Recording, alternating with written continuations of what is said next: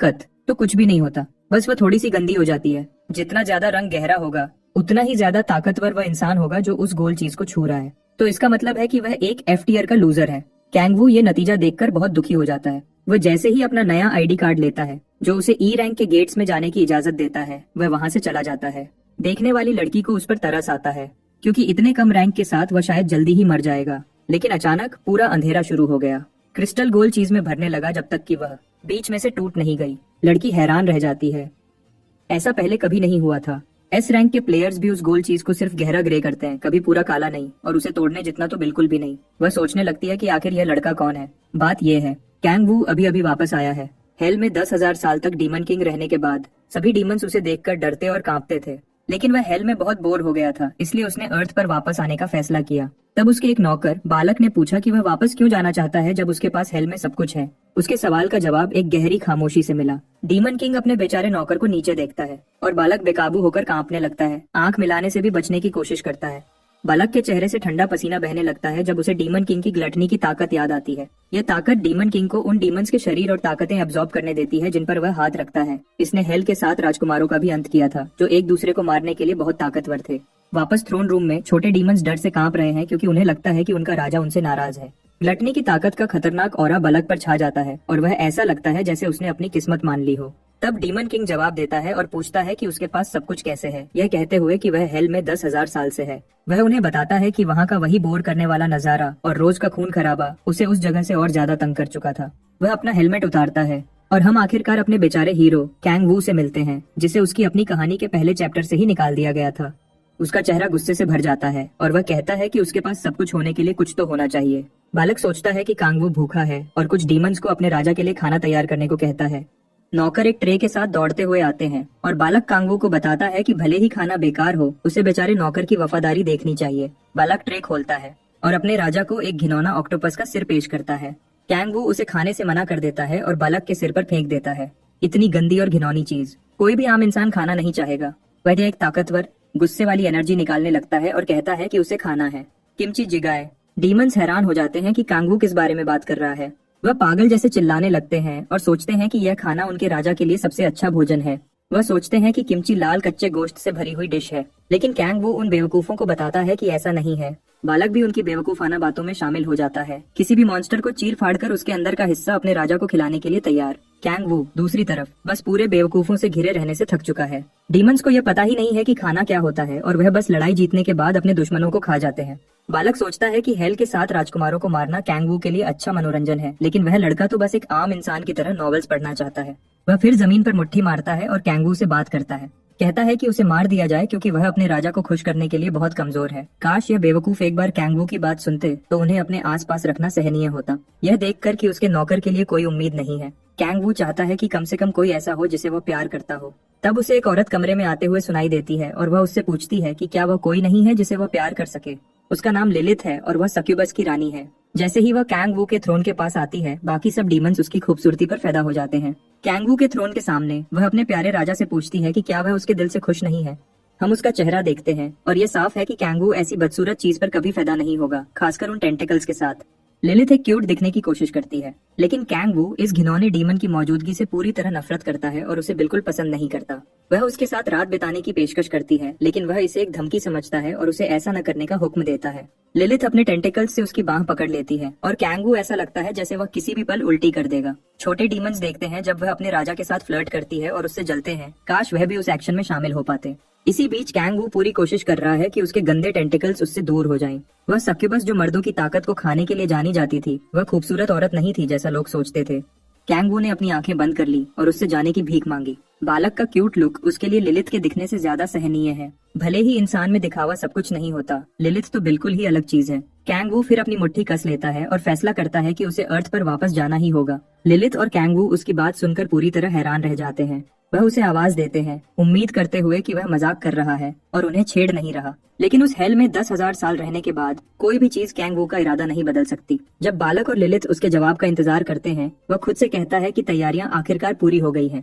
Kang वू अपने throne से दूर चलता है और कहता है कि हेल के 10,000 साल बाद अब आखिरकार इनाम लेने का वक्त आ गया है। वह फिर बालक को अपने लिए कुछ तैयार करने का हुक्म देता है। बालक उसे उदास चेहरे से देखता है। उम्मीद करते हुए कि उसका राजा अपना इरादा बदल देगा। लेकिन कांगवू बालक को धमकी देता है कि वह इसे जल्दी से जल्दी पूरा करे। बालक एक कमजोर की तरह चीखता है और कांगवू को भड़काने के लिए माफी मांगता है। वह छोटे डीमंस को हुक्म देता है कि एमन नाम के किसी को बुलाएं और हेल के साथ राजकुमारों के कवच तैयार करें। कुछ देर बाद आमन, वह डरावना दिखने वाला शामन, आता है और अपने जादू शुरू करता है। कमरे में ठंडी हवा भर जाती है और एक तेज रोशनी आसपास की मूर्तियों को रोशन करने लगती है। कैमरा पीछे जाता है और हम देखते हैं कि एक ऊंचे प्लेटफॉर्म के बीच से तेज रोशनी निकल रही है। बालक फिर कांगवू को बताता है कि तैयारियां पूरी हो गई हैं। लिलित की आंखों में आंसू भर जाते हैं जब वह अपने राजा को जाते हुए देखती है, उस दुनिया में वापस जाने के लिए तैयार जहां से वह आया था। बालक भी उसके रोने में शामिल हो जाता है जब कांगवू अपना कवच जमीन पर गिरा देता है। आप उनकी आंखों में मायूसी देख सकते हैं क्योंकि वह उम्मीद करते हैं कि उनका राजा उन्हें सच में छोड़ नहीं रहा है।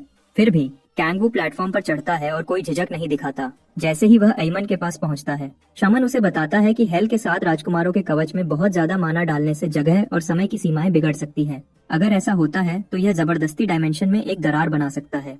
कांगवू उसकी चेतावनी पर ध्यान देता है और खुद को तैयार करता है। वह अपने शरीर से एक बैंगनी ऑरा निकालने लगता है जब वह सोचता है कि वह कितना घर जाना चाहता है। कांगवू अपना ध्यान लगाता है जब माना की लहरें उसके अंदर से गुजरती हैं और उसे घेर लेती हैं जब तक मिरिया डीमन गेट नहीं बन जाता। गेट खुल जाता है और कमरे में माना का एक बहुत बड़ा बहाव फूट पड़ता है। ऐमन कांगवू द्वारा निकाली जा रही तेज ताकत से खुद को बचाने की कोशिश करता है। जादू उसके लिए बहुत ज्यादा है और वह मानता है कि यह कितना शानदार है। कुछ मूर्तियां तेज जादू की वजह से हिलने लगती हैं और जब तक उनकी एक आंख चमककर खुल नहीं जाती, बाकी मूर्तियां भी वैसा ही रिएक्ट करती हैं जैसे कांगवू का जादू और ताकतवर होता जाता है। जब अम्मान यह देखता है, वह कांगवू को बताता है कि गेट जल्दी ही खुल जाएगा क्योंकि मूर्तियों ने उसके माना पर रिएक्ट किया है। आखिरकार गेट कांगवू के सामने टूटकर खुल जाता है। भले ही अर्थ पर उसके लिए कोई फैमिली, महबूब या दोस्त इंतजार नहीं कर रहे होंगे, वह बस उस सुनसान हेल से दूर होकर खुश है। जैसे ही वह गेट तक पहुंचता है, लिलित बेचैनी से उसे आवाज देती है। वह उसके लगातार रोने और रोने की आवाज सुनता है जिससे वह एक पल के लिए रुक जाता है। बालक उसे शांत करने की कोशिश करता है जब वह कांगवू से पूछती है कि क्या वह सच में उसे छोड़कर जा रहा है। आंख मिलाने से बचाते हुए कांगवू उसे रोता नहीं है। आखिरी चीज जो उसे चाहिए वह है उस घिनौने चेहरे को फिर से देखना। लेकिन लिलित तुरंत बेवकूफी से शर्माने लगती है। उसके अच्छे शब्दों ने उसका मूड पूरी तरह बदल दिया और उसे ऐसा लगा जैसे वह खुश आवाजें निकाल सकती है। अजीब बात यह है, उसके शरीर के छेदों से बुलबुले निकलने लगते हैं जब तक कि उससे तरल पदार्थ बाहर नहीं निकलने लगते। वह डरावना नजारा कांगवू को जिंदगी भर के लिए डरा गया। आप उसके चेहरे पर पूरी नफरत देख सकते हैं जब लिलित बताती है कि वह कितना उसके साथ जाना चाहती है। बिना देर किए वह गेट से कूद जाता है, इससे पहले कि वह और घिनौनी चीजें देखे। लिलित गेट के एंट्रेंस की तरफ दौड़ती है और उसे आवाज देती है, कहती है कि वह उसका पीछा करेगी चाहे कुछ भी हो जाए। कांगवू थोड़ा सा मुस्कुराता है और उसे बीच की उंगली दिखाता है। वह उम्मीद करता है कि वह उस पागल औरत से अपनी जिंदगी में कभी नहीं मिलेगा। वह धीरे धीरे एक कंट्रोल रूम में नीचे उतरता है, सोचता है कि वह कितना उस अर्थ पर वापस जाना चाहता है जिसे वह जानता है। वह फिर एक गोल चीज के पास उतरता है और घर वापस जाने के ख्याल से खुश हो जाता है। वह गोल चीज अचानक एक बिजली का झटका छोड़ने लगती है और एक विंडो खुल जाती है। कहती है कि एक न्यूक्लियर क्रैक मिला है। कमरे की दीवारें बचाव की दीवारों से घिरी हुई हैं और एक और विंडो खुल जाती है। बताती है कि गाया डिफेंस सिस्टम काम करना शुरू हो गया है। कांगवू पूरी तरह हैरान है और उसे नहीं पता कि क्या हो रहा है। हर जगह बहुत सारी चेतावनियां चमकने लगती हैं और वह सब कह रही हैं कि कोर की ताकत उसकी क्षमता से ज्यादा है। वह चेतावनियां पढ़ता है जैसे वह आती रहती है, लेकिन उसे नहीं पता कि वह किस बारे में बात कर रही है। तब एक और विंडो आती है और कहती है कि गाया सिस्टम ओवरलोड होने वाला है। बचाव के तरीके शुरू हो जाते हैं और बिजली के झटके बढ़ जाते हैं। कांगवू को बिजली लगती है और उसका दिमाग लगभग जल जाता है। फिर से सिस्टम और अजीब चेतावनियां देता है। कहता है कि कोर क्रैक पर रोक लगाना नामुमकिन है। कांगवू हमलों से गुस्से में आ जाता है और उन्हें सहने की पूरी कोशिश करता है। तब सिस्टम उस पर एक मुहर लगाना शुरू कर देता है। जैसे ही वह पलटवार करने और लड़ने की कोशिश करता है, कांगवू बेहोश हो जाता है। कुछ देर बाद वह जागता है और अपनी आंखें खोलता है। सूरज उसके चेहरे पर पड़ रहा है।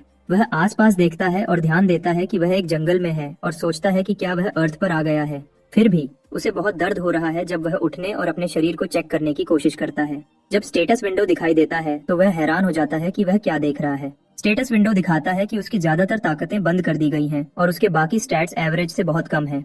इस तरह वह एक राजा से जंगल में एक लूजर बन गया। कांगवू देखता है और ध्यान देता है कि उसकी ताकतें सच में बंद कर दी गई हैं। अपनी स्टेटस को एनालाइज करते हुए उसे जंगल से एक तेज चीख सुनाई देती है। कांगवू जल्दी से पीछे मुड़ता है और कुछ बदसूरत गॉब्लिन्स को अपनी तरफ आते हुए देखता है। गॉब्लिन्स उसकी तरफ दौड़ते हैं, उसे काटने के लिए तैयार, लेकिन उसे याद नहीं आता कि उसने ऐसी चीजें अर्थ पर पिछली बार देखी थी। कांगवू उन घिनौनी चीजों से छुटकारा पाने के लिए एक जादू तैयार करता है, लेकिन हैरान रह जाता है जब उसकी एबिलिटी अचानक गायब हो जाती है। तब उसे याद आता है कि मिरियड डीमन पैलेस के अंदर जादू कमजोर होता है। इस वक्त तक गॉब्लिन्स उस पर चढ़ चुके हैं और वह बहुत कम कर सकता है। वह शांत रहता है और अपनी मुट्ठी कस लेता है। मॉन्स्टर्स के लिए कुछ और इस्तेमाल करने के लिए तैयार। पलक झपकते ही कैंग वो गॉब्लिन्स को केबाब्स की तरह काट देता है, इससे पहले कि उन्हें हमला करने का मौका मिले। उसकी बांह से एक डिमोनिक ब्लेड निकली जिसका इस्तेमाल उसने अपने दुश्मनों को हराने के लिए किया। एक और गॉब्लिन का साया उस पर छा जाता है जब वह अपनी नजर मॉन्स्टर पर रखता है। सिस्टम विंडो फिर उसे बताता है कि उसने एक ई क्लास के आम मॉन्स्टर को हरा दिया है। वह एक्स्ट्रा एक्सपीरियंस हासिल करता है जब वह आखिरी गॉब्लिन को मारता है और लेवल 4 तक पहुंच जाता है। उसके दुश्मनों की लाशें चारों तरफ पड़ी हैं जब वह समझने की कोशिश करता है कि उसने अभी किस तरह के मॉन्स्टर्स का सामना किया है। सिर्फ यही नहीं बल्कि एक्सपीरियंस पॉइंट्स और लेवल अप समझ नहीं आते क्योंकि वह खुद को ताकतवर होता हुआ महसूस कर सकता है। वह जमीन पर बिखरी हुई लाशों के ढेर को देखता है और चुप रह जाता है। उसके बाद वह फैसला करता है कि पहले उस जगह के बारे में जानकारी इकट्ठी करके देखेगा। खुशकिस्मती से उसके पास अभी भी ग्लटनी की ताकत है, तो वह उसे मरे हुए गॉब्लिन्स के शरीरों पर इस्तेमाल करता है। कैंग वू उनके शरीरों के बारे में कुछ चीजें जान पाता है, लेकिन उस दुनिया के बारे में कोई जानकारी नहीं मिल पाती जिसमें वह है। लेकिन उसकी मैजिक स्टैट 1 पॉइंट बढ़ जाती है क्योंकि उसने अपनी एबिलिटी इस्तेमाल की थी। कैंग वू का चेहरा डर और हैरानी से भर जाता है जब वह सिस्टम को मैजिक के बारे में बात करते हुए देखता है। वह अपनी किस्मत को कोसता है क्योंकि मैजिक एक ऐसी चीज है जो सिर्फ हेल में होनी चाहिए। वह सोचता है कि बहुत ज्यादा चांसेस हैं कि वह अर्थ पर नहीं है क्योंकि वहाँ मैजिक है। कैंग वू अर्थ पर वापस न होने के ख्याल से पागल हो जाता है। हेल में इतने लंबे समय तक जिंदा रहने का एक ही कारण था कि उसे अपने घर के ग्रह पर वापस लौटने का मौका मिलेगा। तब अचानक उसे जंगल के अंदर से फिर एक तेज चीख सुनाई देती है। वह थोड़ा सा राहत महसूस करता है जब वह देखता है कि चीख किसी मॉन्स्टर या डीमन की नहीं लग रही है। जब उसे फिर से चीखें सुनाई देती हैं, तो उसे यकीन हो जाता है कि वह आवाज एक इंसान की है। कैंग वू उस जगह की तरफ इतनी तेजी से दौड़ता है जितनी तेजी से फ्लैश अपनी आंखें नहीं झपक सकता। जब वह उस जगह की तरफ दौड़ता है, वह दुआ करता है कि उसे आखिरकार एक इंसान मिल जाए और बेचैनी से उम्मीद करता है कि जो भी उसे मिले उसके टेंटिकल्स न हो। लिलिथ का ख्याल उसके दिमाग में चमकता है और वह और ज्यादा दुआ करता है। वह आखिरकार वहां पहुंचता है जहां से चीखें आ रही हैं और देखता है कि गॉब्लिन्स का एक झुंड एक लड़की को घेरे हुए है। पास से देखते हुए वह उसके चेहरे के निशानों को देखता है और पता चलता है कि उसके पास हर वह चीज है जो एक आदमी को खुशी दे सकती है। जब वह देखता है कि लड़की के कोई टेंटिकल्स नहीं है, उसकी आंखों में आंसू भर जाते हैं और वह सब कुछ बाहर निकाल देता है।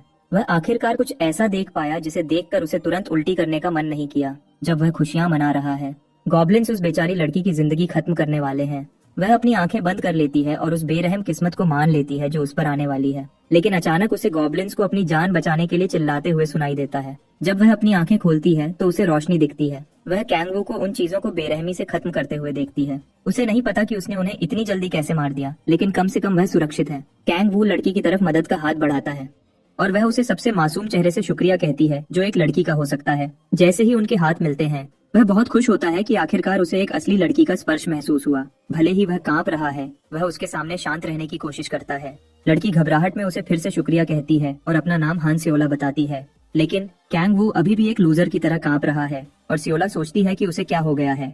वह तभी अचानक जबरदस्ती उसका हाथ पकड़ता है और उसे प्रपोज करता है। अब वह इस अजीब लड़के से पूरी तरह डर जाती है और उसे नहीं पता कि वह इतना अजीब क्यों बिहेव कर रहा है। सियोला को नहीं पता कि वह किस बारे में बात कर रहा है और उसे एहसास होता है कि वह एक पल के लिए इतना एक्साइटेड हो गया था कि ठीक से सोच नहीं पाया। कैंग वू माफी मांगता है और अपना परिचय देता है, लेकिन वह अभी भी हैरान रहती है। वह उसकी चोटों के बारे में पूछता है और वह उसे बताती है कि कुछ खास नहीं है और वह ठीक है। फिर भी उसकी टांगें बहुत कांप रही हैं और उसके घुटने के आसपास एक बहुत बुरा जख्म है। सियोला लड़खड़ाती है और कैंग वू पर गिर जाती है। तब उसके चोगे से एक फोन फिसल जाता है। वह फोन को फिसलते हुए देखता है और समझ जाता है कि वह पक्का अर्थ पर है। फिर वह सियोला को बैठने में मदद करता है और उसके जख्म का कुछ आम फर्स्ट एड से इलाज करने का फैसला करता है। जब वह अपने कपड़े का एक टुकड़ा फाड़कर जख्म बांधने लगता है तो उसे एहसास होता है कि वह उससे आसानी से बात कर सकता है। वह जख्म तैता बांधता है और याद करता है कि उसने हेल में डीमन भाषा पर रोक लगा दी थी ताकि वह कोरियन बोलना न भूले। आखिरकार वह खुद को ज्यादा थकाए बिना बात कर सकता है। उसका जख्म बांधने के बाद सियोला नम्रता से उसे अपना ख्याल रखने के लिए शुक्रिया कहती है। वह उसका स्मार्टफोन उसे वापस करता है और जैसे ही वह उसके लिए हाथ बढ़ाती है, वह देखता है कि साल 2023 है। वह यह जानकर हैरान हो जाता है कि वह हेल में 5 साल से था। कैंग वू यह देखकर हैरान है कि 5 सालों में अर्थ पर मॉन्स्टर्स आ गए, भले ही उसने समय को अच्छे से एडजस्ट किया था। फिर वह सियोला के साथ आराम करने का फैसला करता है क्योंकि उसके लिए चलना मुश्किल होगा। जब वह आराम कर रहे होते हैं, कैंग वू सोचता है कि उसे उस दुनिया के बारे में और जानकारी कैसे मिलेगी जिसमें वह है। वह और सियोला बात करना शुरू करते हैं और वह बताती है कि वह जंगल में तब पहुंची जब वह अकेली गेट हंट कर रही थी। इस बात के बावजूद कि वह एक गॉड प्लेयर के रूप में जागी थी, उसे खुद को बेवकूफ लगता है कि उसने अकेले ई रैंक का गेट लेने की कोशिश की। प्लेयर्स और हंटिंग के बारे में ये सब अजीब बातें कैंग वू को बहुत हैरान कर रही है। वह फिर उससे पूछता है कि उसका लेवल क्या है और वह कहती है कि वह लेवल 6 की प्लेयर है। कैंग वू उसके सवाल का गोलमोल जवाब देता है जब वह पूछती है कि वह भी जंगल में कैसे पहुंचा। सियोला आंख मिलाने से बचने की कोशिश करती है जब वह उस पर मुस्कुराता है। वह उसके और पास सरकता है जिससे उनके शरीर एक दूसरे को छूते हैं और सियोला पूरी तरह लाल हो जाती है जब ऐसा होता है। अजीब सिचुएशन से बचने की कोशिश करती है। वह जल्दी से उठती है और सुझाव देती है कि उन्हें चलना चाहिए। कैंग वू अभी भी उसकी चोट के बारे में चिंतित है और पूछता है कि क्या वह ठीक हो जाएगी। उसकी टांगें अभी भी बुरी तरह कांप रही हैं, लेकिन वह उसे बताती है कि वह ठीक हो जाएगी। वह अपनी बांह उसके आसपास रखता है और चलते वक्त उसे सहारा देने की पेशकश करता है, लेकिन सियोला इतने हॉट लड़के के आसपास बहुत घबराई हुई है। फिर भी कैंग वू उसकी मदद करने पर जोर देता है और कहता है कि वह उसे छोड़ देगा। वह उसे उनकी मंजिल की तरफ इशारा करती है और खुद को उसकी देखभाल में छोड़ देती है। उसके चेहरे पर खुशी दिखती है कि वह आखिरकार एक और इंसान के साथ है। भले ही उसे 10,000 साल हो गए हैं किसी इंसान से बात किए हुए, वह खुश है कि वह उसकी पहचान पर इतना शक नहीं कर रही है। वह इसी तरह चलने का प्लान बनाता है और धीरे धीरे अर्थ की सोसाइटी में ढल जाएगा। कुछ देर बाद वह आखिरकार अपनी मंजिल पर पहुंचते हैं। वहाँ एक बड़ा पोर्टल खड़ा है और कैंग वू को अभी तक नहीं पता कि यह कहाँ ले जाएगा। उसे यकीन है कि ऐसे स्पेस रिफ्ट से गुजरना अर्थ पर नहीं हो सकता। उसकी नजर में ऐसा गेट बनाने वाला कोई हथियार न होने के कारण वह सोचता है कि यह बड़ा गेट कैसे बनाया जा रहा है। सयोला फिर उसका हाथ छोड़ देती है और उसे जल्दी करने को कहती है ताकि वह निकल सके। वह पोर्टल से गुजरते हैं और कैंग वू अपनी आंखें बंद कर लेता है जब वह स्पेस रिफ्ट से गुजरते हैं। जब वह आखिरकार अपनी आंखें खोलता है, उसे यकीन नहीं होता कि वह क्या देख रहा है। सबसे पहले वह एक आम लड़के को गॉब्लिन हंटिंग पार्टी के लिए भर्ती करते हुए देखता है, लेकिन सिर्फ वह नहीं था। वहाँ और भी बहुत सारे लोग अलग अलग काम कर रहे थे, जैसे एक फ्यूचरिस्टिक टर्मिनल चलाना। एक इंसान तो एक चोर को किसी भी तरह अपनी पार्टी में शामिल होने के लिए मनाने की कोशिश कर रहा था। इस सब के बीच कैंग वू देखता है कि उन सबके आम चेहरे हैं और सबसे खास बात, किसी भी इंसान के टेंटिकल्स नहीं है। उसके सामने एक भरा पूरा फ्यूचरिस्टिक शहर है जो बहुत सारे इंसानों से भरा है। सियोला उसे देखती है जब शहर का खूबसूरत नजारा उसे कांपा देता है। उसकी आंखों से खुशी के आंसू बहने लगते हैं क्योंकि वह आखिरकार घर वापस आकर बहुत खुश है। सियोला देखती है कि उसका चोगा कितना फटा हुआ है और एक पल के लिए घबराहट में सोचती है। वह फिर उसका ध्यान खींचती है और नम्रता से उसे अपने घर पर साथ खाना खाने को कहती है। कैंग वू को अपने कानों पर यकीन नहीं होता क्योंकि यह एक सपने के सच होने जैसा है। न सिर्फ वह आखिरकार घर पहुंचता है, बल्कि पहली हॉट लड़की जिससे वह मिलता है वह उसे पहले ही डेट पर पूछ रही है। सयोला अपने क्यूट अंदाज में उसे बताती है कि वह सच में शुक्रगुजार है और उसे एक भोजन से बदला चुकाना चाहती है। ऐसा लगता है जैसे उसके लिए चीजें और अच्छी नहीं हो सकती और वह पहले ही क्लाउड 9 पर है। कैंग वू एक कूल लड़के की तरह बिहेव करने की कोशिश करता है, कहता है कि उसके लिए ऐसी रिक्वेस्ट को मना करना ठीक नहीं होगा। इसी बीच कुछ लोग उनका ध्यान खींचते हैं और उन्हें इंतजार करने को कहते हैं। जब वह मुड़ता है तो वह 2 पुलिस ऑफिसर्स को उनके प्लेयर कार्ड्स चेक करने को कहते हुए देखता है। सियोला अपना कार्ड निकालने की कोशिश करती है, लेकिन कैंग वू को जरा भी नहीं पता कि वह किस बारे में बात कर रहे हैं। मुश्किल में फंसा हुआ उसके पास अपनी आखिरी चाल चलने के अलावा कोई और रास्ता नहीं है। उसकी आंखों का रंग अचानक काला हो जाता है और उसकी पुतलियां हरे रंग की। इस एबिलिटी से वह अपने टारगेट को वह दिखा सकता है जो वह चाहता है और उनकी सोच को बदल सकता है। इस एबिलिटी को पावर ऑफ ओब्लिवियन के नाम से जाना जाता है। ऑफिसर को पता नहीं चलता, एक शैतानी डीमन उसकी आंखों के आसपास हाथ रखता है, जबकि कांग वू ऑफिसर को बीच की उंगली दिखाता है।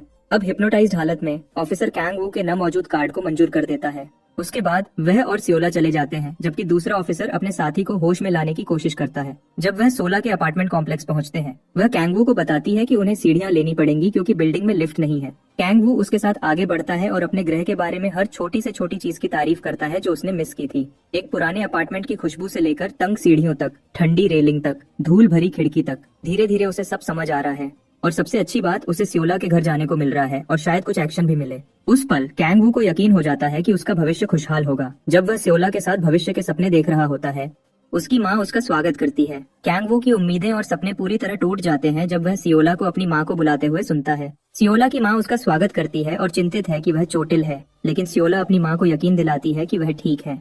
इसी बीच कैंग वू सोचता है कि क्या उसे सच में सिर्फ खाने के लिए बुलाया गया था। सायोला फिर उसे अपनी माँ से मिलवाती है और बताती है कि कैंग वू ने उसे पहले कैसे बचाया था।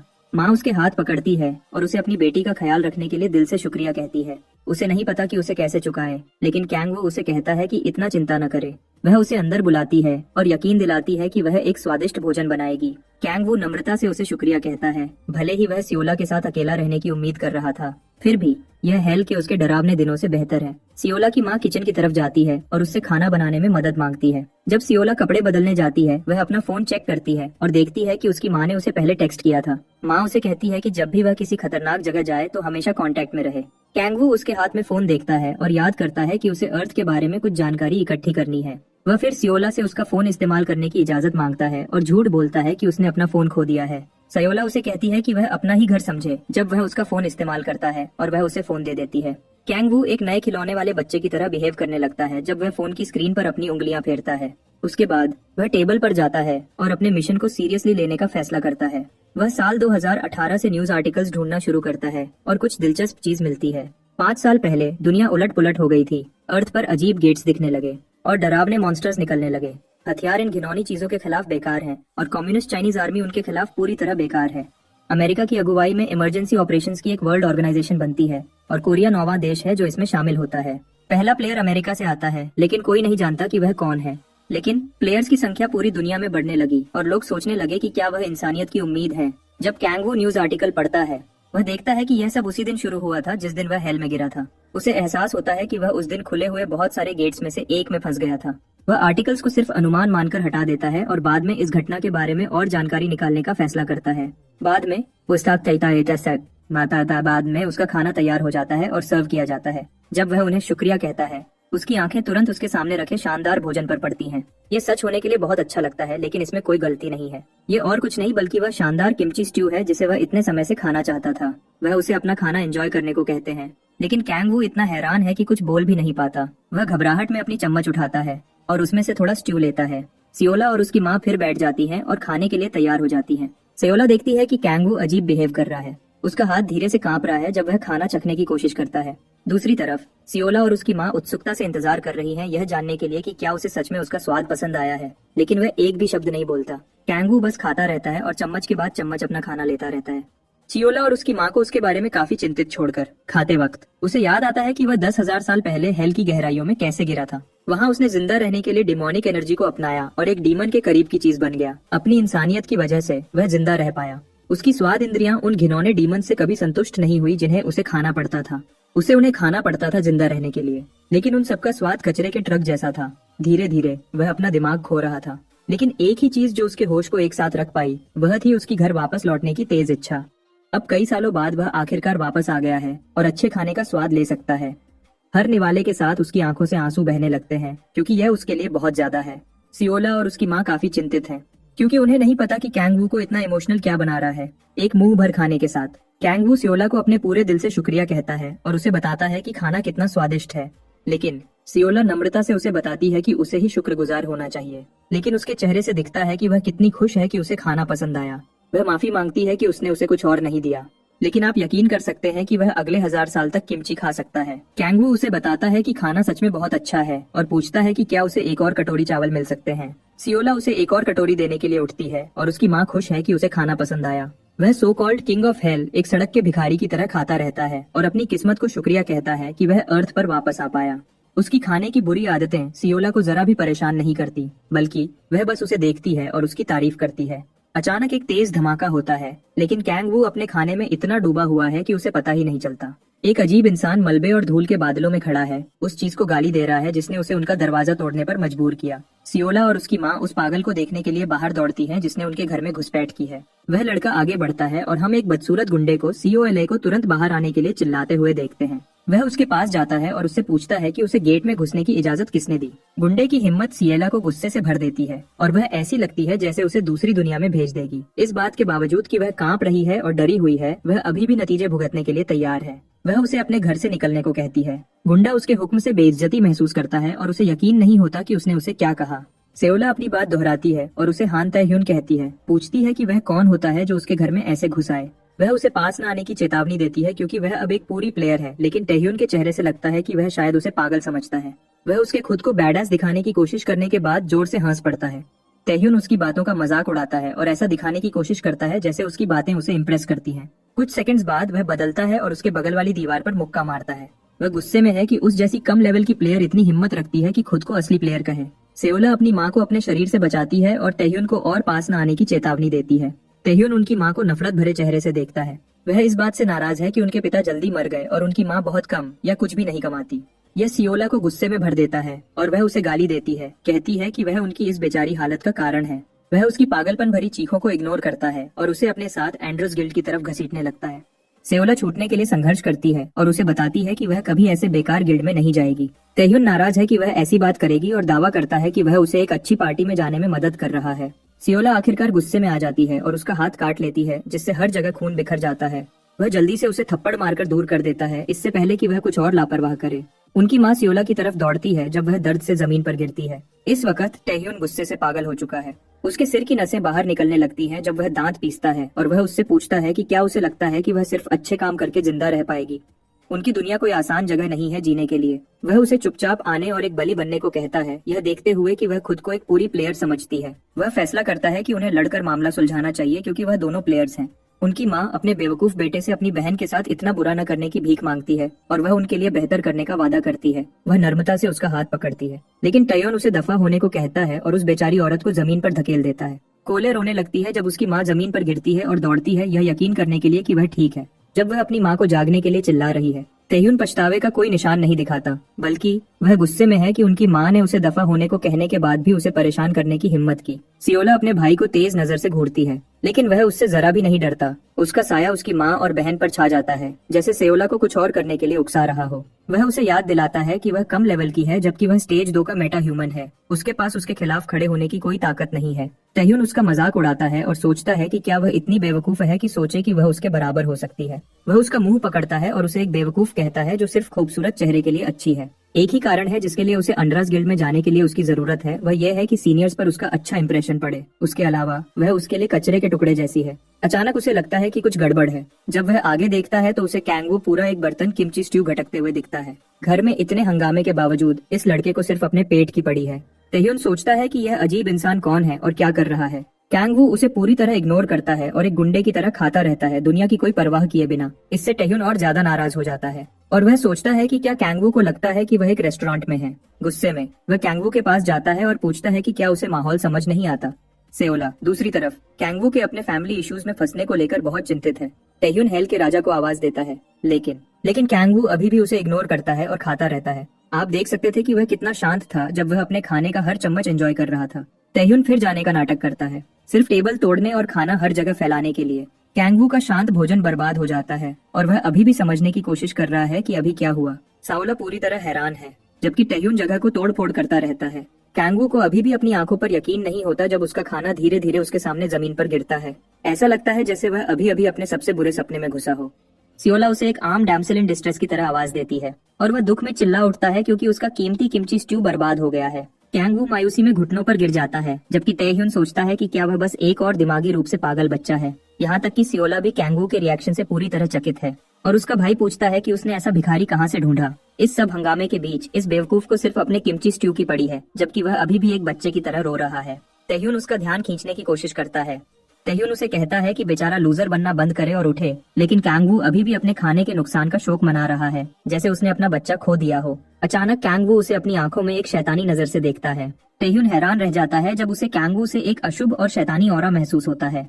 देखो, इसलिए कभी किसी आदमी और उसके पसंदीदा भोजन को डिस्टर्ब नहीं करना चाहिए। कैंगवू उसका खाना बर्बाद करने के लिए उसके अंग अंग तोड़ने के लिए तैयार था और तेह्युन पूरी तरह डरा हुआ लगता है। तेह्युन और ज्यादा गुस्से में आ जाता है जब वह अपने होंठ काटता है और अपनी मुट्ठी कस लेता है। उसकी मुट्ठियां तेज नीली आग में घिर जाती हैं और वह कैंगवू को उसके दुख से छुटकारा दिलाने के लिए तैयार है। काश उसे पता होता कि वह किसका सामना करने वाला है। वह कैंगवू के डीमन होने के ख्याल को हटा देता है और उससे पूछता है कि क्या वह पागल है। तेह्युन जल्दी से एक अचानक हमले को रोकता है और अपनी नजर उस जगह पर जमाता है जहाँ से मैजिक आया था। वहाँ सिला अपने हाथ में एक मैजिक स्टाफ के साथ खड़ी है और वह कैंगवू से भाग जाने की भीख मांगती है, जबकि वह अपने भाई से निपट रही है। लेकिन वह हैरान रह जाती है जब कैंगवू अपनी बाहों से अपने डिमोनिक ब्लेड्स निकालता है। वह तेजी से तेह्युन की तरफ दौड़ता है, उसे शिश केबाब की तरह काटने के लिए तैयार। इसी बीच सियोला हड्डियों तक हैरान है और उसे नहीं पता कि वह इस वक्त क्या देख रही है। फिर कैंगवू तेह्युन के हमले को बिना पसीना बहाए डॉज करता है। तेह्युन सोचता है कि वह इतना तेज नहीं है। जब वह कैंगवू को अपनी लेफ्ट साइड से एक मुक्के के साथ आते हुए देखता है, उसके लिए दुख की बात है। कैंगवू मुक्के का नाटक करता है और उसके पेट पर घुटना मारता है। तेह्युन की सांस रुक जाती है, लेकिन जल्दी से ठीक हो जाता है और एक और हमला करने की कोशिश करता है। कैंगवू उसे डॉज करता है और तेह्युन बस पागलपन से घूमने लगता है। तेह्युन के मूवमेंट्स आसानी से पढ़े जा सकते हैं और कैंगवू उसके बगल में एक और हिट मारता है। बेचारा लड़का शायद पहले कभी ऐसे बेइज्जती नहीं हुआ होगा। अपनी नाक से खून बहते हुए वह कैंगवू के पैर पकड़ता है और कहता है कि हमला इतना ताकतवर नहीं है। वह डीमन किंग को जमीन पर पटकने की कोशिश करता है, लेकिन कैंगवू उसे बताता है कि वह कितना कमजोर है। उसे एक और खतरनाक मुक्का मारकर हमारा एमसी गुंडे को अपने ब्लेड से काट देता है, उसे बुरी तरह घायल और चोटिल छोड़कर। तेह्युन को ठीक होने का समय भी नहीं मिलता जब कैंगवू एक और हमले के साथ आता है। वह अपनी मुट्ठियों से आग निकालता है, लेकिन डीमन किंग उसे आसानी से बचाता है। उसे एक और नकली हमले से धोखा देने के बाद कैंगवू तेह्युन के पेट पर मुक्का मारता है। वह बेवकूफ घुटनों पर गिर जाता है, खुद को कोसता है और सोचता है कि आखिर कैंगवू कौन है। तेह्युन उठने के लिए संघर्ष करता है जब वह देखता है और कैंगवू उसे अपने पैर से उसके सिर पर दबा देता है। वह अभी भी उम्मीद करता है कि वह कुछ कर सकता है, लेकिन नहीं कर पाता। कैंग वू उसे सबक सिखाने से अभी तक नहीं रुका है। डीमन किंग उसे अपने ब्लेड से चुभाता है और टैह्यून एक छोटी लड़की की तरह दर्द से चिल्ला उठता है। कैंग वू उसे कहता है कि बर्दाश्त करे और आदमी बने और छोटे बच्चे की तरह बिहेव करना बंद करे। यह उसके दर्द की बस शुरुआत है। कैंग वू उसे उसके हर एक बूंद किमची स्ट्यू के लिए चुकाने का प्लान बनाता है जो उसने गिराया था।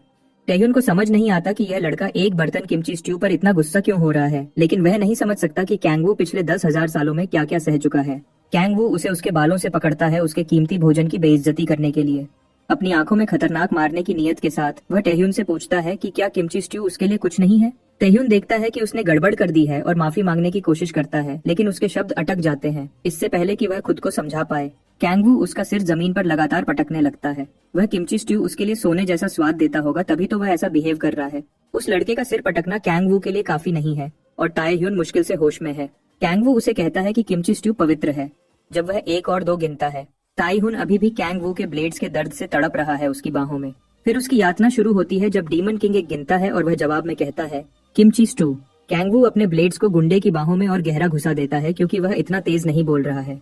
अभी टैह्यून अपनी जिंदगी के हर एक पल पर पछता रहा है। उसे यकीन नहीं होता कि वह इतना दर्द और बेइज्जती सह रहा है। डीमन किंग और भी ज्यादा पागल दिखते हुए फिर से गिनना शुरू करता है और टैह्यून अपने जवाब में जोर से चिल्ला उठता है। वह उस बेचारे बेवकूफ पर एक भगवान की तरह खड़ा है। जब टैह्यून मान लेता है कि किमची स्ट्यू एक पवित्र चीज है, फिर भी यह कैंग वू को मुश्किल से ही संतुष्ट करता है। वह टैह्यून पर पैर पटकता है, उसे और जोर से चिल्लाने को कहता है जैसे वह किसी भगवान की पूजा कर रहा हो या अपना प्यार जता रहा हो। सेओला वहाँ खड़ी है, उन डरावनी चीजों को देखती है जिनसे उसका भाई गुजर रहा है। वह एक ही समय पर हैरान और डरी हुई है क्योंकि उसे इसमें से कुछ भी समझ नहीं आता। कैंग वू अपने भाई को यातना देता रहता है और उसे अपने फेफड़ों की हर सांस के साथ चिल्लाने को कहता है। बेचारा लड़का पूरी कोशिश कर रहा है, लेकिन कैंग वू को संतुष्ट करने की कोशिश करना ऐसा है जैसे आंखों पर पट्टी बांधकर बास्केटबॉल मैच जीतने की कोशिश करना। उसके लिए ये सही टोन नहीं है, तो वह टैह्यून को तब तक चिल्लाने को कहता है जब तक उसकी आवाज 7th ऑक्टेव तक नहीं पहुंच जाती। अपनी जान के डर से टैह्यून के पास मानने के अलावा कोई और रास्ता नहीं है। वह अपने पूरे जोर से चिल्ला उठता है, उस शानदार चीज की तारीफ करता है जो किमची स्ट्यू है। जब तक कैंग वू आखिरकार संतुष्ट नहीं हो जाता, वह बैडास डीमन किंग आखिरकार अपने ब्लेड्स वापस खींच लेता है और टैह्यून को उसके दर्द से राहत देता है। वह उसे आखिरी बार नीचे देखता है और उस लड़के को कहता है कि फिर कभी किमची स्ट्यू की बेइज्जती न करे। टैह्यून पूरे दर्द में जमीन पर पड़ा है, सोचता है कि हमारे इस पागल क्रैकहेड एमसी को आखिर क्या हो गया है। बाद में घर को फिर से ठीक किया जाता है और सारा टूटा हुआ फर्नीचर एक कोने में रख दिया जाता है। सावला की माँ को पट्टी बांधी जा रही है और वह काउच पर लेटी है जबकि उसकी बेटी उसके जख्मों की देखभाल करती है। वह हॉट लड़की अभी भी अपनी माँ के बारे में बहुत चिंतित है। फिर वह किचन की तरफ देखती है, यह देखने के लिए कि चीजें कैसी चल रही हैं। वहाँ टैह्यून एक बेचारे लूजर की तरह रो रहा है क्योंकि उसे बर्तन धोने और अपनी गड़बड़ साफ करने को कहा जा रहा है। वह बड़ा पछता रहा है कि वह कैंग वू से मिला और उम्मीद करता है कि वह लड़का बस घर से चला जाए। न सिर्फ उसकी पूरी बेइज्जती हुई, बल्कि कैंग वू ने उसके कपड़े भी चुरा लिए।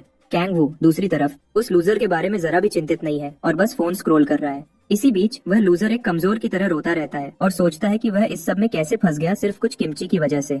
कैंग वू को नफरत भरी नजर से देखता है उसे इतना दर्द देने के लिए। कैंग वू उसकी नजर देखता है और धीरे से अपना कप नीचे रखता है, जिससे टैह्यून चीख उठता है और जल्दी से अपने बर्तन धोने के काम पर वापस मुड़ जाता है। वह लूजर से पूछता है कि क्या वह इस बात से परेशान है कि वह किमची की वजह से दर्द सह रहा है।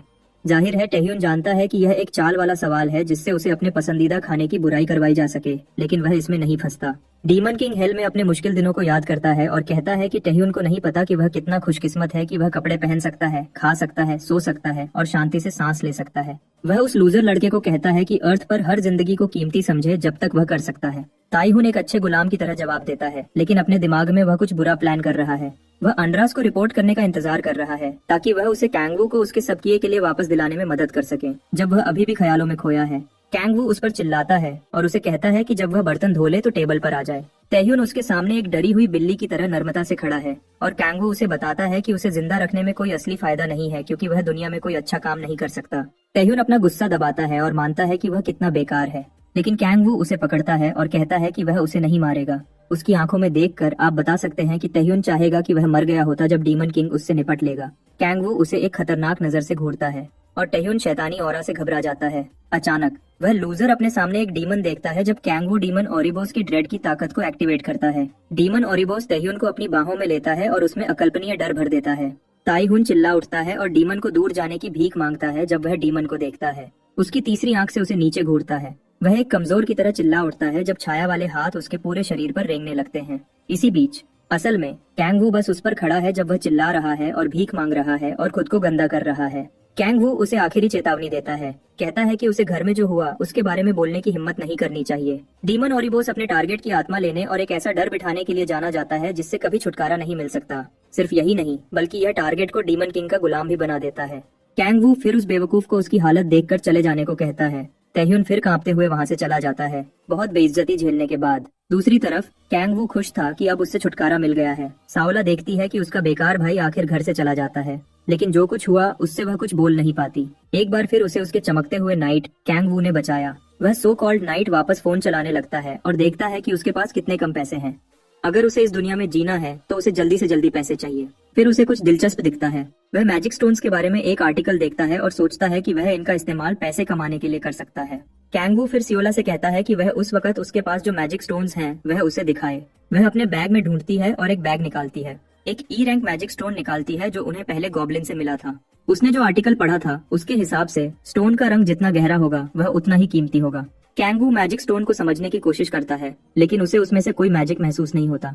उसे कुछ महसूस तो होता है लेकिन वह मैजिक नहीं है। उसे याद आता है कि गॉब्लिन्स की एनर्जी अब्सॉर्ब करने के बाद उसे एक पॉइंट मैजिक मिला था, लेकिन वह सोचता है कि इन मैजिक स्टोन्स के अंदर क्या है। उसे समझ आता है कि ये डिमोनिक एनर्जी नहीं है बल्कि एक अलग तरह की एनर्जी है जिसे मैजिक कहते हैं। फिर भी उसे नहीं पता कि डिमोनिक एनर्जी कहाँ से आ रही है। कैंग वह स्टोन सियोला को वापस दे देता है और सोचता है कि उसे और स्टोन्स जमा करने होंगे ताकि उसकी जेब भर सके। ऐसा करने के लिए उसे एक प्लेयर कार्ड चाहिए और उसे पुलिस ऑफिसर से अपनी मुलाकात याद आती है। साओला उसे बताती है कि आसपास कोई प्लेयर सपोर्ट सेंटर नहीं है, लेकिन उनके सबसे करीब सोल स्टेशन ब्रांच है। उसे भी वहां जाना है और वह उससे पूछती है कि क्या वह उसके साथ चलना चाहेगा, अपने घर की हालत और अपनी माँ को देखकर। सियोला उसे बताती है कि वह अपने परिवार की मदद के लिए पैसे कमाने की कोशिश कर रही है। उसे लगता है कि गेट में ऐसे ही घुसने की कोशिश करना उसकी बेवकूफी थी और कैंग का शुक्रिया करती है उसकी मदद करने और उसे सबक सिखाने के लिए।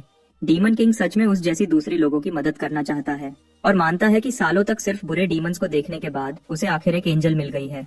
साओला फिर कहती है कि वह दोबारा बेसिक्स सीखने और अपनी सेकंड अवेकनिंग अनलॉक करने की कोशिश कर रही है। वह उसे शुभ कामनाएं देता है, लेकिन अभी उसकी मदद करने का उसका कोई इरादा नहीं है। उसके बाद सियोला तैयार होने जाती है ताकि वह निकल सके। जब वह अपने कमरे में जाती है, कैंग सोचता है कि उसके साथ घूमने से उसकी हंटिंग एफिशिएंसी कम हो जाएगी। जितना भी बुरा लगे, उसे पता है कि यह सच है। अभी उसे अपनी शक्तियां वापस पाने पर ध्यान देना है और हर उस चीज को इग्नोर करना है जो उसे रोक सकती है। इसी बीच सियोला एक सफेद रोब निकालती है बदलने के लिए। डीमन किंग खिड़की के पास जाता है और बाहर घूरता है। सोचता है कि उसे इस दुनिया में जिंदा रहने के लिए अपनी शक्तियां कितनी जल्दी वापस पानी होंगी। वह खुद से कहता है कि उसे अपना बेस्ट करना होगा, जैसे उसने नरक में उन सालों में किया था। साओला फिर बाहर आती है और उससे पूछती है कि क्या उसके पास उसकी आईडी है, लेकिन यह साफ है कि उसके पास नहीं है। वह फैसला करती है कि उन्हें पहले सिटी हॉल जाना होगा उसके लिए एक आईडी बनवाने। कुछ देर बाद कैंग उसके साथ ट्रेन में सफर करते हुए अपनी नई आईडी को घूरता है। उसे सच में परेशानी हो रही है कि उसे बिना किसी मुश्किल के नई आईडी मिल गई। जब वह आईडी लेने गया तो वहाँ की लेडी ने उससे पूछा कि क्या उसे और कुछ चाहिए। कैंग ने उसे ना कहा, लेकिन वह हैरान था कि उसके बारे में कोई मिसिंग रिपोर्ट नहीं थी। वह दुखी है कि इतने सालों बाद भी किसी को नहीं पता था कि वह गायब हो गया है। उसका दिमाग गहरी मायूसी में डूब जाता है और उसे नरक के बुरे दिन फिर से याद आते हैं। खुशकिस्मती से सियोला उसके होश वापस लाती है और उसे उसके ख्यालों से बाहर निकालती है। वह खिड़की की तरफ इशारा करती है। खिड़की खुली है। उसे बताती है कि वह जल्दी ही प्लेयर स्टेशन पहुंच जाएंगे। कैंग खिड़की से बाहर देखता है और शहर के खूबसूरत और शानदार नजारे से मोहित हो जाता है। साओला भी दिखाती है कि वह इस शानदार नजारे से कितनी एक्साइटेड है। कैंग अपनी आईडी वापस अपनी जेब में रखता है और कहता है कि अब चीजें अलग होंगी। वह सियोला की तरफ मुड़ता है और मानता है कि शहर कितना शानदार लग रहा है। उनकी ट्रेन आखिर प्लेयर सपोर्ट स्टेशन पर पहुंच जाती है और वह ट्रेन से उतरते हैं। वह उसे रास्ता दिखाती है और वह प्लेयर सपोर्ट सेंटर के हेडक्वार्टर्स पर पहुंच जाते हैं। बिल्डिंग बहुत बड़ी है जहां अनगिनत प्लेयर्स अपने अलग अलग काम कर रहे हैं, जबकि कैंग अभी भी हैरान है कि जगह कितनी बड़ी है। सियोला कहती है कि उसके पास उसके लिए कुछ है। वह अपना पुराना फोन उसे दे देती है ताकि वह बाद में उससे कांटेक्ट कर सके। कैंग उसका शुक्रिया करता है और किस्मत को दुआ देता है कि उसकी जिंदगी में ऐसी एंजल मिली। वह फिर बेसिक लेक्चर्स के लिए रजिस्टर करने चली जाती है और वह एक दूसरे को अलविदा कहते हैं। सियोला कहती है कि उसे थोड़ी देर हो जाएगी और सुझाव देती है कि वह बाद में साथ में डिनर करें। हमारा लड़का इनविटेशन एक्सेप्ट करने में जरा भी नहीं हिचकिचाता और ऐसे ही उसने ब्लॉक की सबसे हॉट लड़की के साथ एक और डेट पक्की कर ली। कैंग फिर से बिल्डिंग का नजारा देखता है। बहुत सारे प्लेयर्स को इधर उधर चलते हुए देखता है। फिर उसे एक टर्मिनल दिखता है जहाँ वह अपनी आईडी डालकर टिकट ले सकता है। कैंग टर्मिनल के पास जाता है और अपना कार्ड उसमें डालता है। मशीन उसकी पहचान कंफर्म करती है और उसके लिए एक वेटिंग टिकट प्रिंट करती है। उसके बाद वह उसे टिकट के साथ टेस्टिंग रूम में जाने को कहती है। टिकट अचानक चमकने लगती है और वह कंफ्यूज हो जाता है। जमीन पर एक वे पॉइंट दिखता है जो उसे टेस्टिंग रूम का रास्ता दिखाता है। वह वहां जाता है और अपनी बारी का इंतजार करता है। दो और प्लेयर्स उसके पीछे बातें करने लगते हैं और सफेद बालों वाला लड़का कहता है कि उसे टेस्ट देने के बाद डी रैंक मिला। उसका दोस्त उसे यकीन दिलाता है कि उसे अगले टेस्ट में बी रैंक मिलेगा, लेकिन वह लड़का बस हंस देता है। उसे लगता है कि यह बैक कंग ह्यून या चा योन जू जैसे प्लेयर्स के सामने कुछ भी नहीं है, जबकि वह लड़के बातें कर रहे हैं। कैंग वू अपने फोन पर इंटरनेट चला रहा है। वह बिग 5 गिल्ड मास्टर्स के बारे में सुनता है, जिन्हें अपनी पहली अवेकनिंग पर एस रैंक मिला था। अगर कोई एस रैंक बन जाता है तो उसे इन बिग 5 गिल्ड्स में भी मौका मिल सकता है, लेकिन वह लड़के सोचते हैं कि उन्हें अभी बहुत आगे जाना है ऐसा करने के लिए।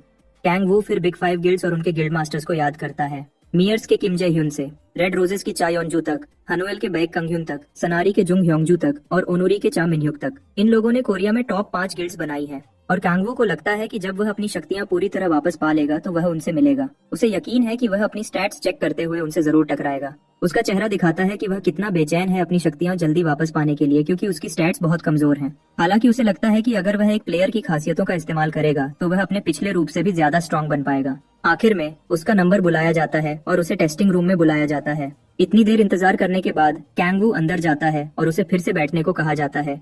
लगता है उन्हें पहले आपके सब्र की शक्ति को टेस्ट करना है। खैर, रूम में बहुत सारे प्लेयर्स हैं और वह एक डेस्क पे जाता है जहां एक वर्कर उसकी मदद करती है। वह लेडी उसकी पहचान कंफर्म करती है और फिर उसे एक मार्बल बॉल देती है जिसका इस्तेमाल उसकी शक्तियों को टेस्ट करने के लिए किया जाएगा। बॉल को उसके रैंक के हिसाब से रंग बदलना चाहिए। उसकी शक्तियां जितनी ज्यादा होंगी, मार्बल उतना ही गहरा दिखेगा। लेकिन कैंग वू को चिंता है कि उसकी शक्तियां बहुत ज्यादा स्ट्रांग न निकल जाएं। वह उस पर अपने हाथ रखता है और मार्बल बहुत चमकदार सफेद रंग से चमकने लगता है। उसे लगता है कि उसने गड़बड़ कर दी है और वह लड़की हैरान है यह देखकर कि किसी की शक्तियां इतनी चमकदार हो सकती हैं। जब टेस्ट खत्म होता है तो वह हमारे लड़के को बताती है कि वह एफ रैंक है और उससे कहती है कि वह मार्बल से अपने हाथ हटा ले। उसे अपनी सुनी हुई बात पर यकीन नहीं होता और वह रिजल्ट से पूरी तरह हैरान है, नरक का राजा होने के बावजूद। अटेंडेंट फिर उसे उन चीजों के बारे में बताती है जिन्हें उसे ध्यान में रखना है, लेकिन कैंगवू अभी भी इतना हैरान है कि बोल नहीं पा रहा। ये समझने वाली बात है कि उसकी शक्तियां बंद हैं, लेकिन एफ रैंक होना उसकी उम्मीद से बहुत अलग है। वह लेडी उसे बताती है कि उसे ई रैंक प्लेयर कार्ड मिलेगा और वह उसी रैंक के गेट्स में जा पाएगा। अफसोस की बात है, वह हायर रैंक्स के गेट्स में तभी जा पाएगा जब उसके साथ कोई गार्डियन हो। कैंगवू अभी भी सोच रहा है कि जो रैंक उसे मिला है वह उसकी एबिलिटीज की वजह से है या नहीं। वह सोचता है कि अगर बालक को पता चलता कि उसके साथ क्या हुआ है तो वह शायद उस लेडी के हाथ पैर तोड़ना चाहता। अचानक उसे नरक का डर वापस आता हुआ महसूस होता है। वह फिर लेडी से पूछता है कि उसे अपना रैंक बढ़ाने के लिए क्या करना होगा। वो कहती है कि उसका रैंक डी रैंक तक बढ़ जाएगा अगर वह बेसिक कोर्स करेगा, वही कोर्स जो सियला अभी कर रही है। दूसरा तरीका यह है कि वह कितने मैजिक स्टोन्स का लेन देन कर चुका है वह दिखाए और उनका इस्तेमाल अपना रैंक बढ़ाने के लिए करे। कैंगवू तुरंत दूसरे आइडिया के साथ जाता है क्योंकि यह उसके लिए ज्यादा असरदार है। प्लॉट आर्मर की शक्ति उसके साथ होने की वजह से वह आसानी से स्टोन्स जमा कर सकता है। जब वह जाने वाला होता है तो लेडी उसे अपना प्लेयर कार्ड लेने का इंतजार करने को कहती है। वह उसे बेसिक कोर्स के लिए रजिस्टर करने में मदद करने की पेशकश करती है, लेकिन वह उसे कहता है कि इसकी चिंता न करे। उसे उसके लिए बुरा लगता है और वह सोचती है कि उसका कम रैंक उसके लिए बहुत शॉकिंग है। जब दरवाजे खुलते हैं और कैंगवू चला जाता है, अटेंडेंट खुद से सोचती है कि अगर वह गेट में जाएगा तो आसानी से मर जाएगा। उसके लिए बेहतर है कि वह प्लेयर बनने का ख्याल छोड़ दे, खासकर उस जैसे एफ रैंक वाले के लिए। अचानक वह देखती है कि मार्बल बॉल धीरे धीरे वापस रंग बदल रहा है। बॉल पूरी तरह गहरा हो जाता है और टूटने लगता है और वह सोचती है कि क्या यह टूट गया है। फिर वह टूटकर बिखर जाता है जैसे ही वह उस तक पहुंचती है, लेकिन उसे यह समझ नहीं आता क्योंकि उसे यकीन है कि कैंगवू का रैंक एफ रैंक था उसके जाने से पहले। वह टूटे हुए बॉल को डर भरी आंखों से घूरती है, यह समझने की कोशिश करती है कि अभी क्या हुआ। जब बैक कांग ह्यून ने टेस्ट दिया था तब भी उसका रंग सिर्फ गहरा ग्रे था। वह रिसेप्शनिस्ट को बुलाती है ताकि वह मार्बल बदलने में उसकी मदद करे और इस ख्याल को हटा देती है कि किसी का रंग पूरा ब्लैक हो सकता है। बाद में बिल्डिंग के बाहर हम प्लेयर्स को एक गेट के सामने देखते हैं जो दूसरों को अपनी अलग अलग पार्टीज में शामिल करने की कोशिश कर रहे हैं। जैसे एक क्लासिक आरपीजी गेम में होता है, लोगों को टैंक्स, हीलर्स और मेजर्स चाहिए होते हैं, लेकिन कोई भी चोरों को पसंद नहीं करता। कैंगवू एक छोटे लड़के को देखता है जो चोर है और लोगों की पार्टीज में शामिल होने की कोशिश कर रहा है, लेकिन उनमें से कोई भी चोरों को एक्सेप्ट नहीं कर रहा। उसे उस बेचारे लड़के पर तरस आता है और वह सोचता है कि सब चोरों को क्यों रिजेक्ट कर रहे हैं। खैर, उसे इस सब से कोई मतलब नहीं है। वह अपना प्लेयर कार्ड एक ऑफिसर को देता है जो उसका रैंक कंफर्म करता है और उसे गेट की तरफ आगे बढ़ने की इजाजत देता है। कैंगवू अंदर जाता है और एक जंगल वाले इलाके में पहुंचता है, लेकिन उसे ठीक होने में थोड़ा टाइम लगता है क्योंकि टेलीपोर्टिंग से जुड़ी कोई भी चीज उसे बीमार महसूस कराती है। स्ट्रेचिंग करने के बाद वह मॉन्स्टर्स ढूंढने जाता है। फिर उसके पीछे से कोई उसे बुलाता है। वह पीछे देखता है और एक बहुत बड़े आदमी को अपने ऊपर खड़ा देखता है और वह सोचता है कि क्या ये एक भालू है। वह अजनबी आदमी कैंगवू से पूछता है कि क्या वो अकेला हंट कर रहा है और क्या उसने सेकंड अवेकनिंग कर ली है। उसकी टीम की लड़की फिर उसे बताती है कि उनकी तैयारी हो गई है और वह बताती है कि उसका नाम टेसू है। उसके बाद कैंगवू उसे बताता है कि उसने सेकंड अवेकनिंग नहीं की है। यह सुनकर तेईसु एक्साइटेड हो जाता है, जिससे उसके पार्टी मेंबर्स थोड़े डर जाते हैं। एक घमंडी बेवकूफ की तरह तेईसु कैंगवू को बताता है कि ई रैंक वाले के लिए पार्टी के साथ मिलकर काम करना बेहतर होगा, क्योंकि उसने बेसिक कोर्स नहीं किया है। डीमन किंग उस आदमी के नाटक से पहले ही तंग आ चुका है जब वह कैंगवू को अपनी पार्टी में इनवाइट करने की कोशिश करता है। उसके टीममेट्स ज्यादा खुश नहीं हैं, क्योंकि उसने एक अनजान आदमी को इनवाइट करने से पहले उनसे नहीं पूछा। तेईसु उन्हें कैंगवू की सिचुएशन समझाने की कोशिश करता है, लेकिन वह धमकी भरे अंदाज में करता है। क्योंकि वह बहुत परेशान महसूस कर रहे हैं, वह फैसला करता है कि वह उनसे मैजिक स्टोन्स नहीं लेगा ताकि कैंगवू को अपनी पार्टी में शामिल कर सके।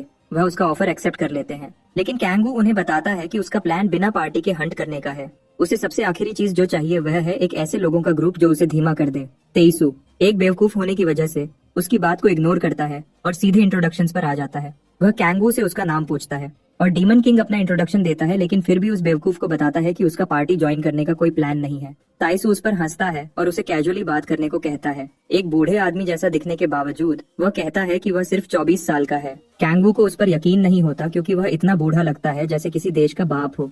तेईसु फिर अपना प्लेयर कार्ड निकालता है जो उसके जन्म का साल कंफर्म करता है।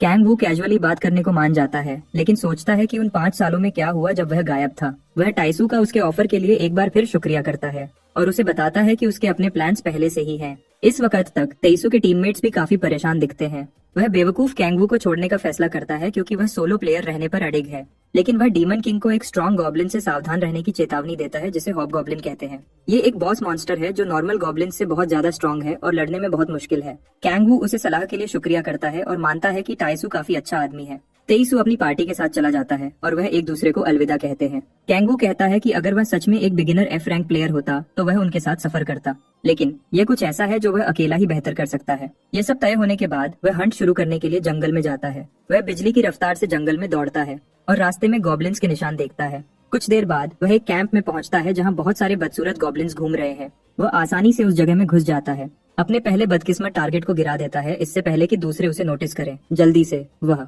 अपनी आर्म ब्लेड्स निकालता है और अगले गॉब्लिन को काट देता है। कहता है कि उसे जैकपॉट मिल गया है। गॉब्लिन्स हड्डियों तक डर जाते हैं, लेकिन मजबूती से अपने हथियार पकड़ते हैं और उससे लड़ने के लिए तैयार हो जाते हैं।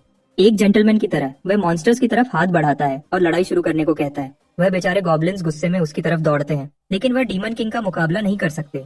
एक एक करके कैंगवू उनके सर काट देता है, इससे पहले कि उन्हें एक भी अटैक करने का मौका मिले। और भी बहुत सारे गॉब्लिन्स उसकी तरफ उछलते हैं, लेकिन उनमें से कोई भी नरक के राजा का मुकाबला नहीं कर सकता। वह बुरे मॉन्स्टर्स उसके लिए एक लायक चुनौती भी नहीं है और वह आसानी से उनके झुंड को चीरते हुए आगे बढ़ता है।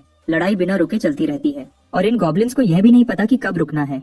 ऐसा लगता है जैसे उनके दिमाग इतने सड़ चुके हैं कि उन्हें यह भी नहीं पता कि उन्हें भागना है। कुछ देर बाद गॉब्लिन्स को समझ आने लगता है कि वह एक बेकार लड़ाई लड़ रहे हैं और वह कांपने लगते हैं। इतने सारे गॉब्लिन्स को मारने के बाद कैंगवू को समझ आता है कि अभी भी बहुत सारे गॉब्लिन्स बचे हैं। फिर भी वह एक्साइटेड है कि बहुत सारे दुश्मन हैं जिनके साथ वह खेल सकता है, तो वह बिना हिचकिचाए अपना हमला जारी रखता है। कुछ देर बाद इतनी लड़ाई करने के बाद वह आखिर थक जाता है।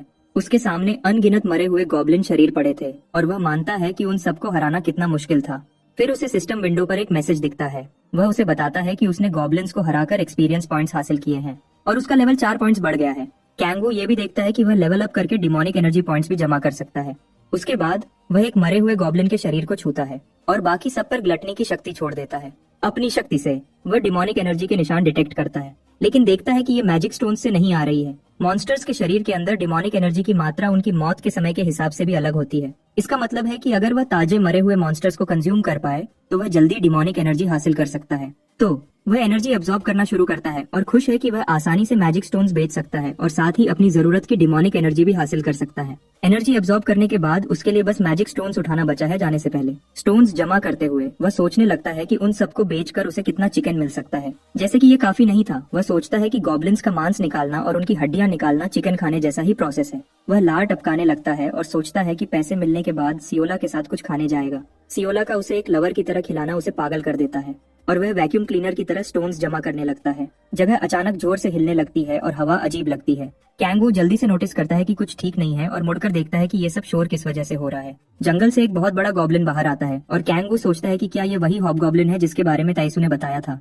ये बड़ा मॉन्स्टर हर कदम पर जमीन को हिला देता है। वह मॉन्स्टर अपनी खतरनाक नजर से बहुत डरावना लगता है। वह अपनी नजर कैंगवू पर जमा लेता है और एक जोर की चीख के साथ पूरी तरह पागल हो जाता है। डीमन किंग हैरान रह जाता है जब वह देखता है कि मॉन्स्टर मैजिक का इस्तेमाल कर सकता है। हॉबगॉब्लिन सीधा हमारे लड़के की तरफ दौड़ता है, उसे एक छोटा सा मौका देता है जल्दी रिएक्ट करने का, इससे पहले कि हमला हो। कैंगवू अपनी ब्लेड्स निकालता है और उस बीस्ट से लड़ने के लिए तैयार हो जाता है। वह शांत रहता है क्योंकि उसे यकीन है कि उसकी डिमोनिक एनर्जी हॉबगॉब्लिन की मैजिक पावर से बहुत ज्यादा स्ट्रांग है, लेकिन वह अभी पूरी तरह सेफ नहीं है। मॉन्स्टर अपनी तलवार कैंगवू पर घुमाता है, लेकिन डीमन किंग सही वक्त पर बच निकलता है।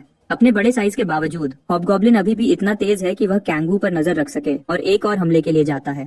कैंगवू एक मुश्किल सिचुएशन में फंस गया था, लेकिन वह हवा में होते हुए भी हमले को रोक पाता है। लेकिन गॉब्लिन अभी भी उसके पीछे आता है, हमारे लड़के को एक कीड़े की तरह कुचलने के लिए तैयार। वह फिर से अपनी तलवार घुमाता है, जिससे बैटलफील्ड पर सिर्फ तबाही और विनाश होता है। कैंगवू खुशकिस्मती से अपनी ब्लेड से हमले को रोक देता है। अब उसके सामने प्रॉब्लम गॉब्लिन की जबरदस्त ताकत है, उनके वजन के फर्क की वजह से। वह मॉन्स्टर को एक तरफ धकेल देता है और एक और हमले के लिए जाता है, लेकिन हॉबगॉब्लिन उसे अपने शोल्डर पैड से रोक देता है। क्योंकि कैंगवू की स्टैट्स अभी भी काफी कम है, उसका हमला सीधा टकराकर वापस आ जाता है और झटके से वह पीछे उड़ता है। ये मुश्किल सिचुएशन उसे बताती है कि उसे एक बड़ा मौका ढूंढना होगा, और वह भी जल्दी। गॉब्लिन पागलपन से उस पर तलवार घुमाता है, लेकिन कैंगवू हर हमले से अच्छे से बच पाता है, चाहे मॉन्स्टर कितना भी बड़ा हो। गॉब्लिन बिना कोई ओपनिंग छोड़े हमलों की बौछार जारी रख पाता है। कैंगवू हमलों से बचता रहता है और अभी तक हमला करने का कोई मौका नहीं देखा है। हर हमला उसे लगभग बेसर कर देता है, और वह मानता है कि हॉबगॉब्लिन उन छोटे गॉब्लिन से बिल्कुल अलग लेवल पर है जिनसे वह पहले लड़ा था। यह एक बॉस लेवल मॉन्स्टर से उम्मीद की जाती है। वह रास्ते से हट जाता है जब गॉब्लिन उस पर फिर से हमला करता है और वह एक पेड़ को आधा काट देता है। इस वक्त तक मॉन्स्टर अपनी ही जगह को बर्बाद कर रहा है और उसे सपोर्ट करने के लिए कोई सबॉर्डिनेट्स नहीं है। कैंगवू के लिए यह बस एक और शिकार है जो अपने बेकार अंत का इंतजार कर रहा है। वह फिर मरे हुए गॉब्लिन्स की एक खोपड़ी मॉन्स्टर के कंधे पर फेंकता है। हॉबगॉब्लिन अपने मरे हुए साथी की खोपड़ी देखता है और तुरंत कैंगवू के मजाक से गुस्से में आ जाता है। वह उसकी तरफ दौड़ता है, लेकिन यह सब कैंगवू के प्लान का हिस्सा है। कैंगवू अपनी मुट्ठी बंद करता है, जबरदस्त ताकत और गुस्सा जमा करता है। वह फिर डीमन क्रॉसल की गुस्से की शक्ति छोड़ देता है और वह सारी शक्ति हॉबगॉब्लिन में डाल देता है। नतीजा, मॉन्स्टर पर कोई असर नहीं होता, या ऐसा आपने सोचा। वह अचानक और ज्यादा गुस्से में आ जाता है और कैंगवू को खत्म करने के लिए तैयार हो जाता है। डीमन किंग खुश है कि उसका प्लान काम कर गया जब हॉबगॉब्लिन उस पर फिर से हमला करता है। पहले हमले से बच पाता है, लेकिन पीछे के सारे पेड़ एक ही झटके में गिर जाते हैं। हॉबगॉब्लिन अपने आसपास की परवाह किए बिना अपने बेकार हमले जारी रखता है। कैंगवू फिर बताता है कि उसने जो स्किल इस्तेमाल की है वह टारगेट की शक्ति को कई गुना बढ़ाने के लिए बनी है, लेकिन ये टारगेट को एक पूरा पागल भी बना देती है। उसके होश चले जाने पर मॉन्स्टर बिना किसी मकसद के इधर उधर घुमाता रहता है, अपनी नजर में आने वाली हर चीज को बर्बाद करता है। ये तबाही चलती रहती है, लेकिन कैंगवू हर हमले से आसानी से बच निकलता है। ये सिचुएशन उसके लिए बचना और आसान बना देती है। वह हमले के लिए दौड़ता है क्योंकि उसके दुश्मन ने अपनी डिफेंसेस की परवाह किए बिना बहुत सारी ओपनिंग्स छोड़ दी है। वह हमला करने से नहीं डरता, जल्दी से मॉन्स्टर की टांग काट देता है, उसे घुटनों पर ला देता है। लेकिन गॉब्लिन ने अभी तक हार नहीं मानी है। अब और भी गुस्से में वह कैंगवू पर तलवार घुमाता है, लेकिन डीमन किंग ने यह जीत पहले ही पक्की कर ली है। कैंगवू उसके सर में छुरा घोंप देता है, उसे मार देता है और उसे पहला मॉन्स्टर बना देता है जिसे बफ से हराया गया हो। कैंगवू मुश्किल लड़ाई खत्म होने पर खुश है और कहता है कि यह उसके लिए काफी परेशानी वाली थी, जबकि वह शिकायत कर रहा है कि उसकी शक्तियों के साथ यह कितना आसान होता। सिस्टम उसके सामने एक मैसेज दिखाता है। एक मॉन्स्टर हाइडआउट को अकेला साफ करने की वजह से उसे एक 150% बोनस एक्सपीरियंस पॉइंट्स मिलते हैं और वह 3 लेवल्स बढ़ जाता है। साथ ही वह अपनी second awakening special ability unlock करता है क्योंकि वह लेवल 11 पर है। कैंगवू इस बड़ी जीत का जश्न मनाता है और हम देखते हैं कि सेकंड अवेकनिंग एबिलिटी को इनसेशेबल हंगर के नाम से जाना जाता है। यह उसे अपनी ग्लटनी की शक्ति का इस्तेमाल करके हारे हुए टारगेट से और ज्यादा डिमोनिक पावर अब्सॉर्ब करने देगा। एक प्लेयर होने के फायदों के साथ उसे यकीन है कि वह इस एबिलिटी से और स्ट्रांग बनेगा।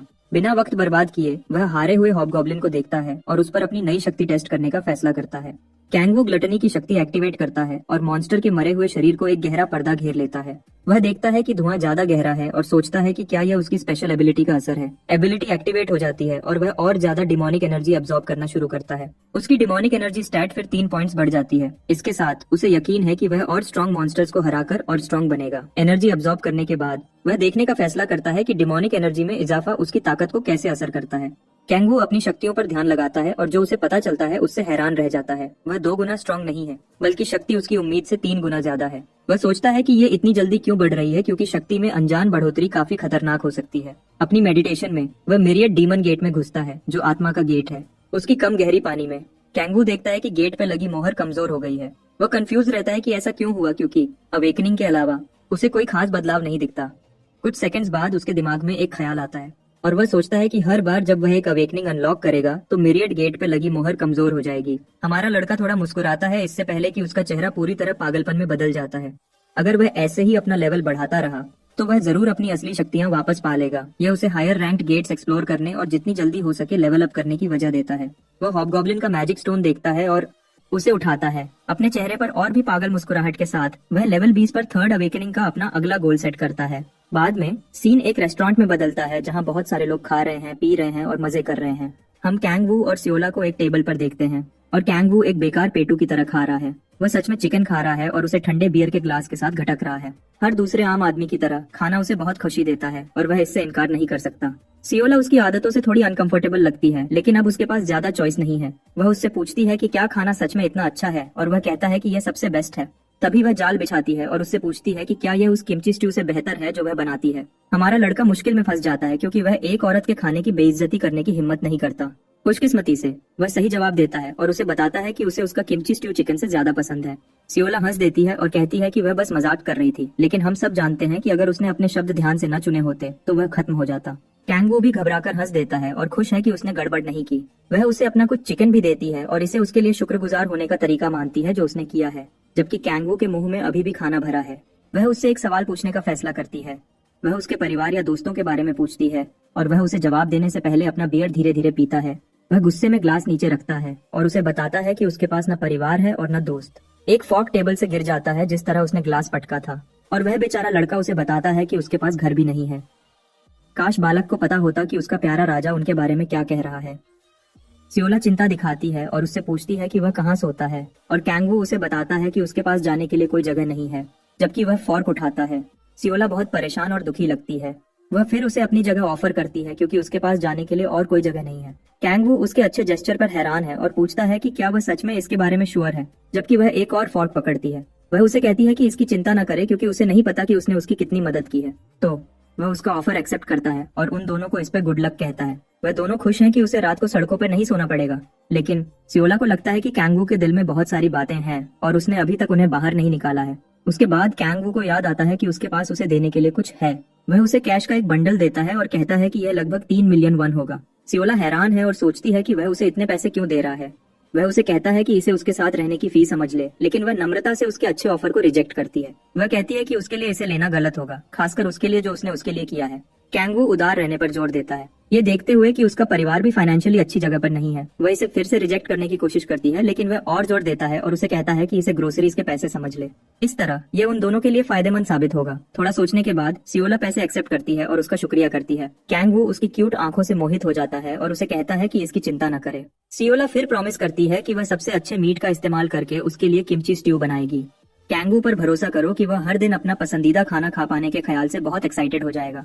उसे एंजल कहता है और कसम खाता है कि वह मैजिक स्टोन्स बेचकर और पैसे कमाएगा उसे खुश करने के लिए।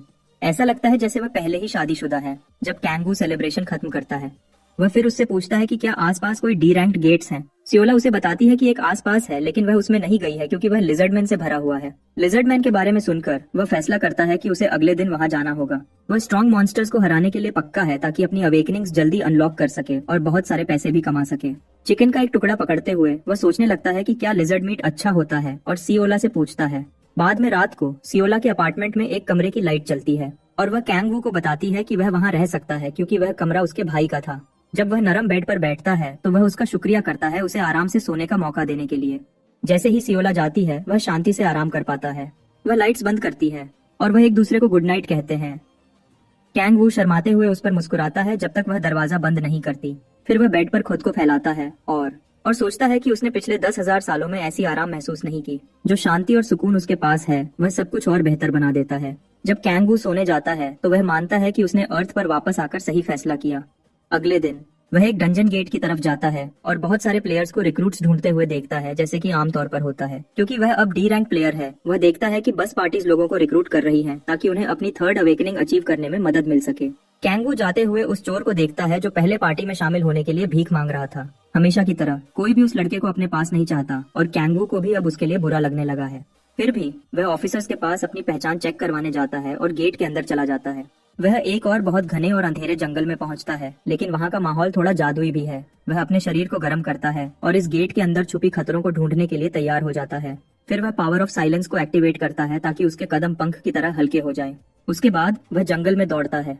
उसे याद आता है कि सियोला ने उसे बताया था कि लिजर्ड मैन आवाज के प्रति बहुत सेंसिटिव होते हैं, लेकिन उनकी आंखें ज्यादा तेज नहीं होती। उसने उसे चुपचाप उनके पास जाने की सलाह दी थी क्योंकि वह सब एक साथ उस पर हमला कर सकते थे। कैंगू को जल्दी ही कुछ लिजर्डमैन दिखते हैं, लेकिन पावर ऑफ साइलेंस की वजह से वह उसे देख नहीं पाते।